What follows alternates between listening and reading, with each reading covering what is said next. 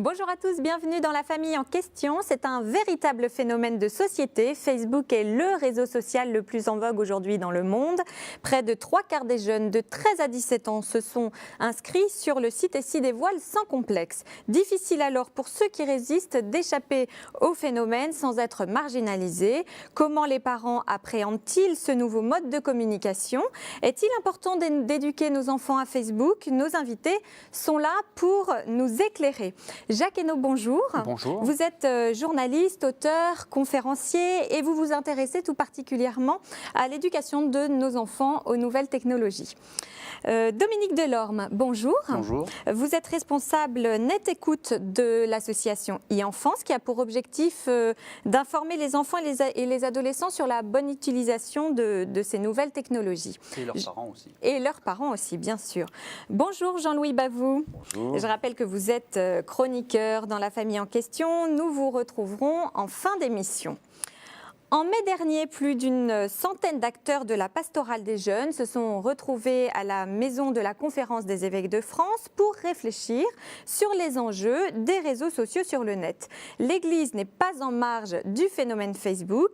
Exemple à Rambouillet, où Guillaume Lacombe a rencontré le père Duchauchat et les jeunes de sa paroisse. Avec 18 millions d'inscrits rien qu'en France, le site internet Facebook est aujourd'hui un phénomène incontournable. La force du réseau social, un large panel d'actions. Annonces d'événements, chats, partage de billets d'humeur, de vidéos ou bien de photos, tout ou presque est possible. Pour le père Sébastien Chauchat, c'est le moyen idéal de rester en contact avec les jeunes de sa paroisse. Alors là, je suis sur le site Facebook, il y a une jeune qui me transmet un message de la part de ses parents pour m'inviter à dîner. Ça me permet de pouvoir me connecter avec eux, soit par le biais de la messagerie instantanée, soit par le biais de la messagerie dite traditionnelle mail. Voilà. Et puis ça me permet surtout de pouvoir envoyer des informations et d'informer les jeunes sur ce qui se passe sur la paroisse et toutes les propositions qui sont tournées auprès des jeunes. Si Facebook offre une liberté quasi totale, le père Chauchat a vite constaté les limites de ce mode de communication. Le grand danger, c'est finalement de nous déconnecter, et que ce soit même les adultes d'ailleurs, les adultes ou les jeunes, de les déconnecter de la réalité. Voilà. C'est pas anodin pour un jeune quand j'entends dire qu'il passe 1 heure, 2 heures devant Facebook. La deuxième limite, c'est qu'il y a un étalage affectif sur le mur, sur les murs Facebook, où tout le monde a accès, et voilà. Et ils ne sont pour un certain nombre uniquement sur le mode de je pense que c'est vrai, je pense que comme je suis sincère, du coup je peux le mettre. Pour prévenir de ces risques éventuels, il n'hésite pas à convier les ados de sa paroisse à des réunions informelles auxquelles ils répondent présents. Je sais pas comment vous le percevez, dire que je sois sur Facebook, ça vous dérange pas? Ouais. C'est pratique. À travers notre ordinateur, il y a certaines personnes qui ne nous connaissent presque pas, qui commencent à nous parler, parce qu'elles n'ont personne d'autre en ligne, par exemple. Et là, elles vont commencer à raconter plein de choses sur elles. On est en face, on peut prendre la chose de façon agréable en disant bon, voilà, ils prennent des nouvelles, machin, mais ça dérive tellement vite. C'est aussi l'occasion de faire le point sur leur connaissance de Facebook. Pour moi, c'est génial d'avoir pu retrouver des amis que j'avais pu vu depuis super longtemps. Donc ça peut être aussi un atout Facebook de ce côté-là. Pouvoir rencontrer aussi des gens sur Facebook, communiquer avec eux. J'ai quand même quelques discussions sérieuses sur Facebook malgré tout. Pour moi, la première utilisation, c'est l'outil discussion instantanée. Je l'utilise beaucoup et sinon, c'est surtout pour échanger des photos, par exemple. Quand on fait du vélo avec des copains, on met les photos sur Facebook et on regarde, voilà. Et aussi, c'est pour prendre des nouvelles des amis via les murs, voilà. Je me suis désactivée en ce moment pour travailler, parce que justement, je passais quand même assez de temps sur Facebook. Maximum 1 heure par jour, mais 1 heure, c'est énorme quand même. Les 3/4 des adolescents français ont un compte Facebook. Bien comprendre les enjeux de cette nouvelle mode est donc indispensable pour les protéger des dérives. L'initiative du père Chauchat est un pas important dans cette direction. Facebook existe depuis 5 ans et compte aujourd'hui 150 millions d'utilisateurs à travers le monde. Donc quand on est parent, un peu plus même. 500 millions. 500 millions. Alors les chiffres que j'avais n'étaient pas bons du tout. En tout cas, ce qui est sûr, c'est quand on est parent, on ne peut pas ne pas s'intéresser à ce phénomène. Alors pour ceux qui ne savent pas encore très bien ce que c'est, Facebook, c'est quoi? Ça marche comment? Jacques Hainaut. Facebook, pour résumer, c'est un petit Internet à lui tout seul. Les services qui avant étaient un peu éparpillés sur Internet, la messagerie électronique, le partage de photos, le partage de vidéos, le partage d'informations, etc. C'est différents services. Là, vous avez tout sur Facebook, donc c'est très pratique. Vous pouvez rester sur Facebook et ne pas aller au dehors d'Internet. Donc c'est ça qui attire les jeunes. C'est très facile à utiliser, c'est très simple, et on peut y rester en autosuffisance. Et en plus, c'est très facile pour partager des photos. Et ça, les gamins, les jeunes, les pré-ados, les adolescents, ils adorent partager des photos. Pour 2 raisons, parce que, 1, ils se croient les rois des nouvelles technologies parce qu'ils ont tous un petit appareil photo dans leur téléphone portable, donc c'est très facile de prendre une photo, c'est très facile ensuite de la mettre sur Facebook, il suffit de la mettre sur son ordinateur ou même avec les téléphones portables dernière génération, on appuie sur une touche, ça va directement sur Facebook, donc ils se croient vraiment les rois des nouvelles technologies. Et puis la photo, c'est devenu pour ces jeunes ce qu'on appelle un support conversationnel. Alors c'est un terme un peu savant que les sociologues ont inventé, mais c'est un prétexte à la conversation. Je mets ma photo sur Facebook, une photo que j'ai prise, et j'attends un retour, un compliment de la part de mes amis. Et en plus, sur Facebook, c'est très simple, il n'y a même pas à écrire, il y a juste à appuyer sur un bouton « j'aime », et si j'aime pas, j'appuie pas. Donc c'est vraiment très simple. Donc c'est ça qui séduit les enfants, les jeunes, et c'est extrêmement facile à utiliser. Beaucoup de photos, c'est 130 millions de photos partagées chaque mois en France. C'est énorme, c'est énorme. 130 millions de photos partagées chaque mois sur Facebook, c'est extraordinairement extraordinaire. Dominique Delorme, qu'est-ce qu'ils se disent, ces jeunes sur Facebook? Ils se racontent toute leur vie. Alors déjà, je voudrais aussi moi-même revenir sur un chiffre. Vous indiquez 13-17. Non, c'est pas 13-17, c'est 10-17. 10-17. Oui, parce qu'ils mentent tous sur leur âge. Facebook, on est d'accord, est interdit aux moins de 13 ans. Ils mentent sur leur âge. Ah, ils mentent sur Donc leur âge. quand ils s'inscrivent, ils annoncent 13 ans, en fait, ils en ont 10. En CM2, vous faites, moi j'interviens en classe de CM2, à partir du CM2 devant des enfants, sur les nouvelles technologies, vous faites un sondage auprès des élèves de CM2, vous avez un tiers des élèves qui sont sur Facebook, alors qu'effectivement ils n'ont pas 13 ans. Et les parents ont moyen de savoir si leur enfant s'est inscrit sur Facebook? Moi, ce que je Comment c'est recommande possible, ça? aux parents, c'est de temps en temps de taper le nom de leur enfant, prénom et nom, entre guillemets, sur un moteur de recherche comme Google, Bing ou Yahoo, et voir ce qui ressort. Et si effectivement ils ont accès au profil Facebook de leur enfant, s'il a moins de 13 ans, il y a un problème, c'est que l'enfant a menti. Et mentir, commencer à avoir une relation avec les nouvelles technologies en mentant, c'est pas très bon signe pour moi. Alors après, il va falloir les éduquer. On va y revenir tout au long de cette émission. Dominique Delorme, donc qu'est-ce qu'ils se disent ces jeunes sur Facebook? Parce qu'on a l'impression qu'ils y passent un temps considérable. Alors, ils y passent d'abord un temps considérable, bien sûr. Qu'est-ce qu'ils se racontent? Comme disait Jacques Hainaut, d'abord, c'est des photos. Oui, effectivement, un échange massif de photos. On reviendra sur le droit à l'image après, bien sûr. Et puis des petites nouvelles de jeunes, quoi. C'est pas du tout des choses de fond. Des photos de son quotidien, parce que pour en mettre autant, il faut quand même... Mais à nouveau, ils sont équipés, puisque leur téléphonie mobile... en règle générale, on équipe les enfants parce que les parents ont une crainte à l'entrée en 6e. Donc, il y a une systématisation de la remise du portable à l'entrée en 6e. C'est là où on voit exploser ce phénomène. Et puis, le portable, maintenant, si on n'a pas un portable avec au moins un appareil photo, c'est pas digne d'un portable, quoi. Donc, c'est déjà une réflexion des parents à avoir. Hein. Là, je me positionne dans la prévention. Déjà, réfléchissez bien avant de donner un portable à votre enfant. Est-ce que c'est réellement indispensable? Déjà. Bon, ensuite, qu'est-ce qui se raconte dedans? Vous savez, c'est assez misérable comme relation. Il n'y a pas de fond, il n'y a pas de secret. Alors, si, il y a des secrets. Il y a des secrets qui vont être dits au fil du temps. Et c'est là où les problèmes commencent à se poser. Dominique Delorme, finalement, on montre sur Facebook ce qu'on a envie de montrer. On montre ce qu'on a envie de montrer et puis on montre surtout, à nouveau je reviens sur ces histoires de photos, sur quelques commentaires.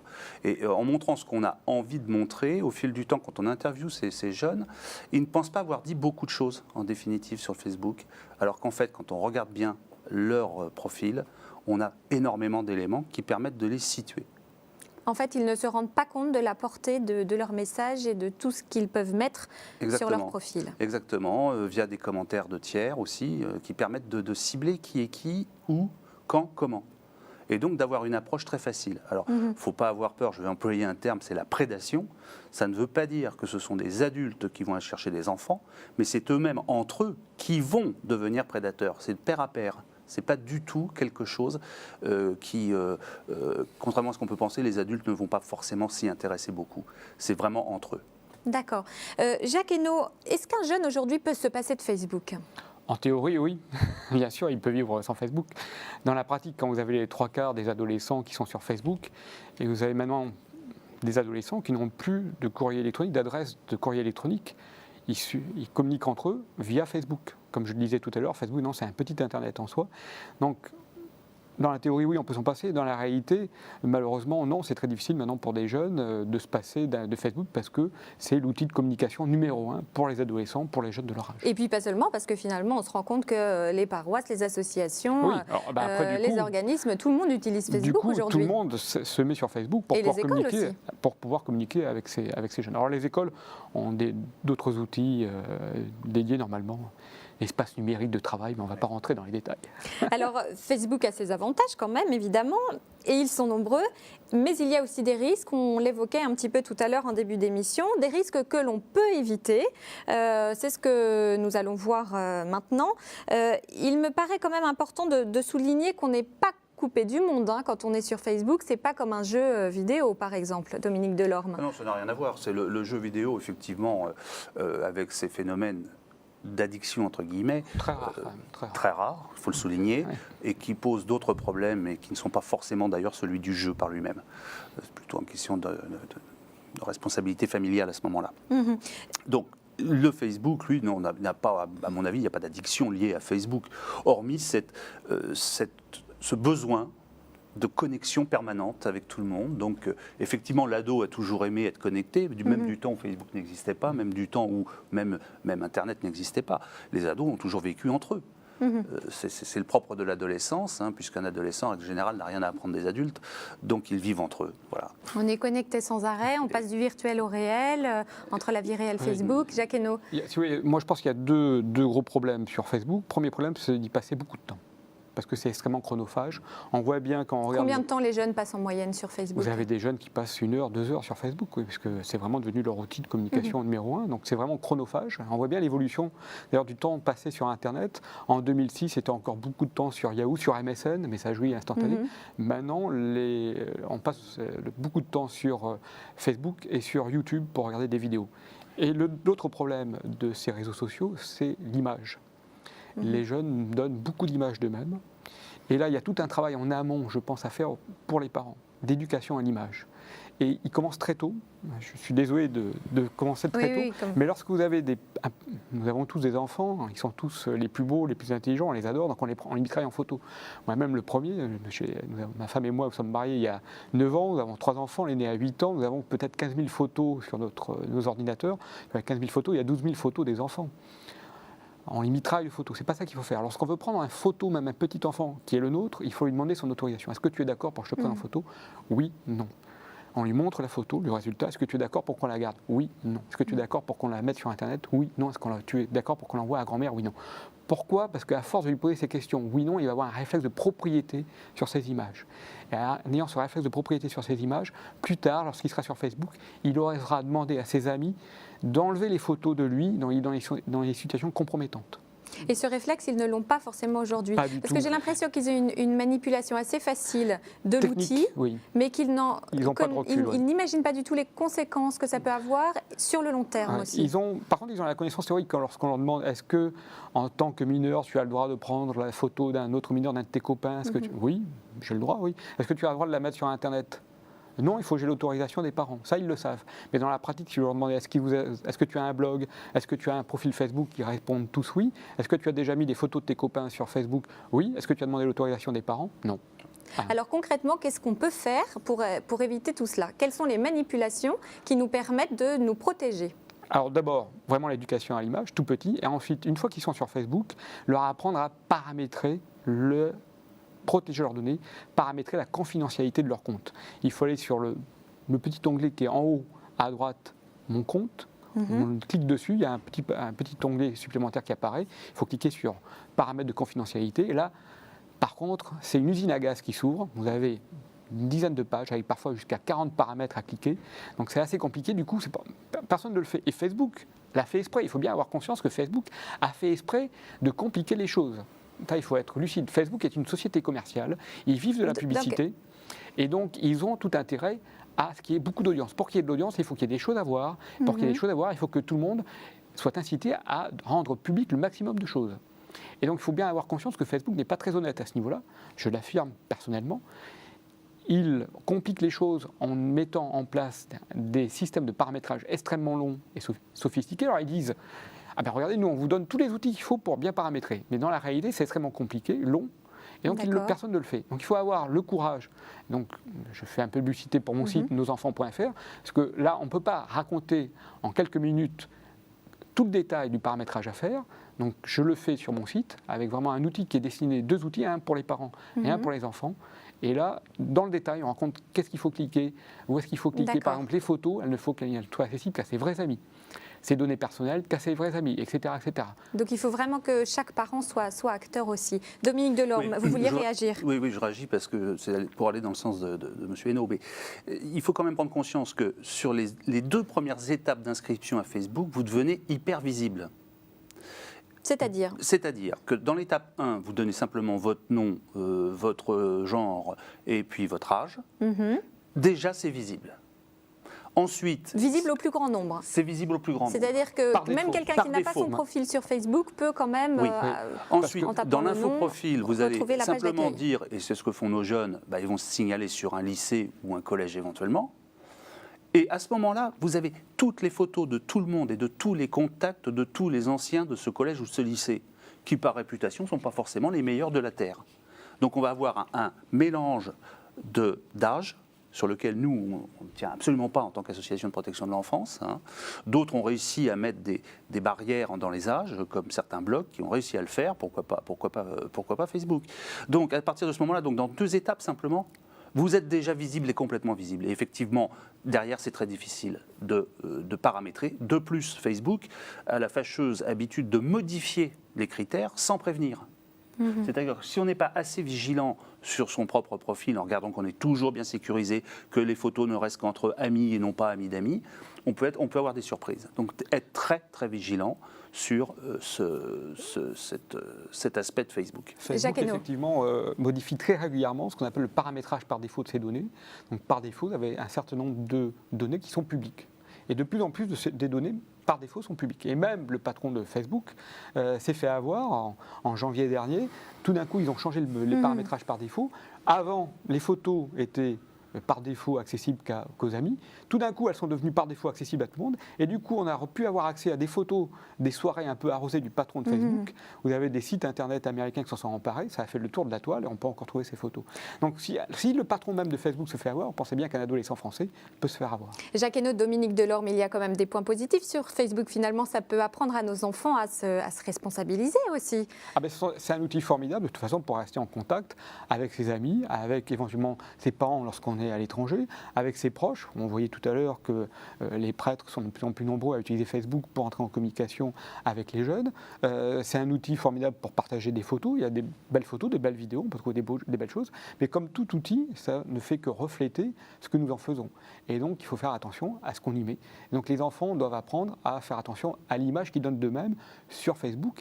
Il y a un autre petit danger quand même, qu'on n'a pas évoqué, mais qui est assez important, c'est tout ce qui est harcèlement à partir d'un profil Facebook. Moi, je suis intervenu il n'y a pas très longtemps dans un établissement scolaire sur Paris, parce que quelques semaines avant, vous aviez des élèves dans une classe qui avaient fait une page contre un élève.